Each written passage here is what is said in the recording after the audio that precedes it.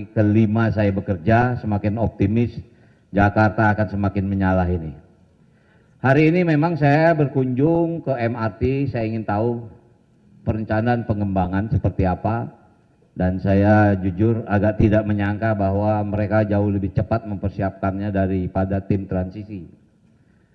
Memang saya agak fokus tentang pekerjaan MRT yang menuju Harmoni sampai ke Ancol. Di situ ada beberapa, dalam arti kata bukan kendala besar, tapi misalnya masalah lahan itu juga menjadi kendala. Tapi insya Allah akan bisa kita selesaikan. Nah juga hari ini Pak Sekda dan beberapa kepala dinas mendampingi saya untuk saya tahu apa permasalahan dan bisa segera kita hadapi bersama-sama. Kemudian nanti saya akan ke Balai Kota, saya akan naik busway untuk juga saya tahu permasalahannya apa. Mudah-mudahan kita bisa menyelesaikan semua permasalahan Jakarta dengan waktu yang cepat. Cepat nih barangkali, mudah-mudahan dalam waktu 5 tahun progresnya akan terasa. Karena Pak Gub juga berharap periode 2025-2030 ini Jakarta bisa menurunkan menjadi kota global dari 74 menjadi ke 50. Nah jadi inilah langkah-langkah kita mempersiapkan Jakarta menjadi kota global yang berdasarkan Undang-Undang Nomor 2 Tahun 2024 bahwa Jakarta menjadi kota ekonomi nasional dan kota global. Inilah salah satu strategi yang harus kita siapkan. Bahkan nanti siang ini di Balai Kota kita rapat untuk perencanaan pengembangan selanjutnya. Mungkin itu yang bisa saya sampaikan. Silakan. Ya. Dari Radio Sonora tadi sepanjang perjalanan dari Lebak Bulus ke sini, mungkin ada catatan khususnya baik itu dari sisi transportasi maupun mungkin pendukungnya seperti UMKM dan lain-lain, seperti apa Pak Wagub? Catatan khusus yang internal tidak terlalu banyak, tapi mungkin yang lebih eksternal. Misal begini, di Pasar Jumat itu kita ada lahan yang sekarang jadi tempat parkir motor. Itu masih agak sembraut, karena apa? Masih tanah. Saya tanya kapan itu diperbaiki. Insya Allah bulan Mei ini itu akan menjadikan satu area parkir yang cukup baik. Misal seperti itu. Tapi juga ada perencanaan lain, misalnya kita akan bikin area parkir 7 tingkat ya. Rencana 7 tingkat di daerah itu. Untuk apa? Bisa menangkap daya tampung masyarakat yang ada di selatan. Mudah-mudahan saudara kita yang di Tangsel dari Tangerang masuk Jakarta nggak perlu pakai kendaraan pribadi, cukup parkir di sana, dia bisa naik MRT sampai kemana dia mau. Misal itu. Kalau yang outside-nya nggak terlalu. Tadi saya sengaja lihat ke Blok M, saya jujur kaget. Saya tahu tadi Blok M itu, maaf bukan berarti kata dia sempat drop. Blok M itu kan drop karena ekonomi kan. Tapi sekarang dengan ada MRT bisa connect ke mall, sekarang meningkat lagi. Blok M Plaza ya, saya mendapat informasi bahkan kenaikannya sampai 4 kali lipat kenaikan pengunjungnya. Itu kan mengindikasikan bahwa MRT yang disebut TOD itu sangat bermanfaat buat Jakarta. Misal seperti itu.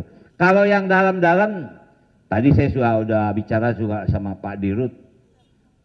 Tadi ada yang bilang, Pak kadang-kadang tapnya suka ngadat gitu kan. Nah saya bilang tolong itu diperbaiki. Kemudian juga ada beberapa lift yang memang kita siapkan untuk saudara-saudara kita yang disabilitas, mereka sangat perlu, tolong itu menjadi prioritas. Jadi yang kalau internalnya saya sudah tidak terlalu khawatir karena mereka punya master plan yang jauh lebih baik gitu loh. Itu mungkin. Ya. Ya. Ya. Mungkin saja.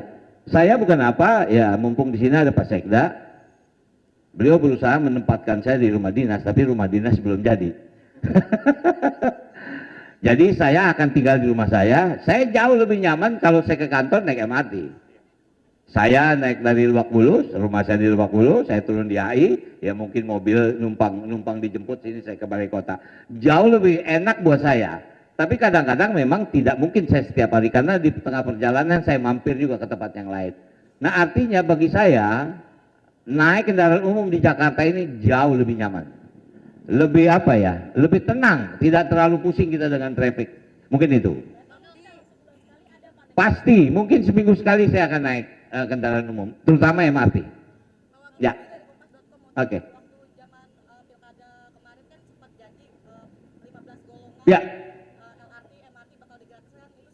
Betul. Jadi kita memang akan memberikan menggratiskan kepada 15 golongan. Misalnya lansia, disabilitas, kemudian pemegang KJP, kemudian ya keluarga misalnya TNI, ABRI, Polri. Kemudian ada 15 golongan yang bisa menggunakan itu.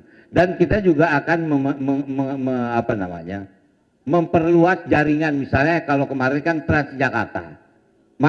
Mas Gub atau Mas Pram ingin Trans Jabodetabek, artinya kita jauhkan alurnya supaya masyarakat saudara kita yang ada di Bekasi, di Depok, di Tangerang kembali lagi datang ke Jakarta. Kita berharap tidak mereka pakai kendaraan pribadi, cukup dengan kendaraan umum yang ada di Jakarta. Mungkin itu.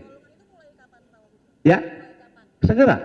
Itu sedang kita persiapkan. Karena itu masuk dalam program 100 hari. Gitu. Ya. Ya.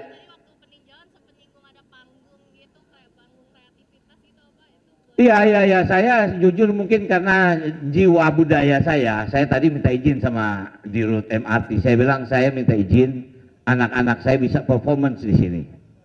Karena ya mungkin bukan saya mengcompare dengan di luar, tapi kalau di Eropa misalnya MRT atau apa namanya itu menjadi lahan buat mereka mengekspresikan. Nah, saya sudah banyak ketemu dengan teman-teman sahabat seniman yang kebetulan punya sekolah musik misalnya kan. Nah, jadi nanti yang tampil di sini juga kita kurasi.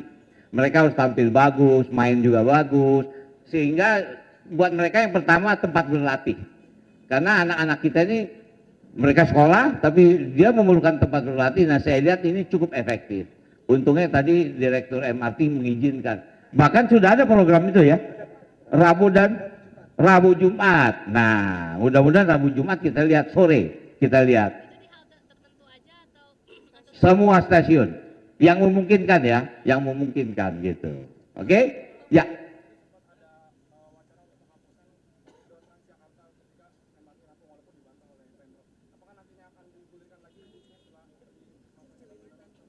Kemana itu? Oh, yang bersentuhan itu daerah Blok M ya. Itu nanti kebijakan kita akan pelajari lagi. Oke. Soal penutupan Cililitan Ancol itu gimana Pak, rute 5D Pak? Infonya ada penutupan. Sementara kan sebenarnya dari Cililitan Ancol itu cukup banyak Pak warga yang sana. Itu gimana Pak? Nanti coba kita pelajari ya. Saya senang nih dapat informasi ini. Jadi saya alhamdulillah mereka dengar juga kan. Nanti saya akan tanya nih permasalahannya apa. Tapi memang mungkin begini, ini kan ada sentuhan, ada MRT, ada busway misalnya kan. Kita kalkulasi coba mana yang lebih ini. Tentu kalau masyarakat mau dalam arti kata tentu yang murah kan. Nah ini kita compare. Kalau kita tutup ini kira-kira masyarakat ini akan pindah nggak ke sini. Kalau memang tidak terjadi mitigasi, kita akan teruskan. Artinya kepentingan masyarakat jauh lebih kita utamakan. Untuk ke daerah penyangga itu kan banyak pekerja dari daerah penyangga. Ya. Apakah ada penambahan rute atau armada mungkin Pak? Pasti armada bertambah. Dan rute baru juga pasti. Logikanya gitu. Bayangin, kalau sekarang mungkin kalau kita terminal paling jauh di sini masuk kemana? Yang di itu ya, Kampung Rambutan atau sana tuh daerah Pulau Gadung apa namanya itu? Pulau Gebang. Mungkin nanti akan kita jauhin sampai Bekasi. Tentu kita kerjasama dengan Pemda Bekasi. Ini sedang kita rencanakan. Yang pasti ini harus duduk bersama antara semua pimpinan daerah yang ada di Jabodetabek. Gitu. Ya. Ya, nanti kita berikan tempat. Tapi maaf, kita harus kurasi. Harus kita kurasi. Artinya apa ya? Ya main dia standarnya bagus. Bukan kan kita juga mau nyaman kan. Saya minta maaf sekali lagi kalau kita ke Eropa itu mereka punya standar main sehingga mereka tuh punya ID card. Tidak mungkin dia dikejar Satpol PP karena dia punya izin. Ada aturan yang harus kita berikan supaya mereka tampil nyaman, yang dengar juga nyaman. Ya mungkin kalian sering dengar lihat di TikTok kan ada orang main piano di stasiun, tiba-tiba di sebelahnya ada anak kecil main biola. Tampilannya luar biasa, semua orang yang itu yang saya mau bikin Jakarta seperti itu.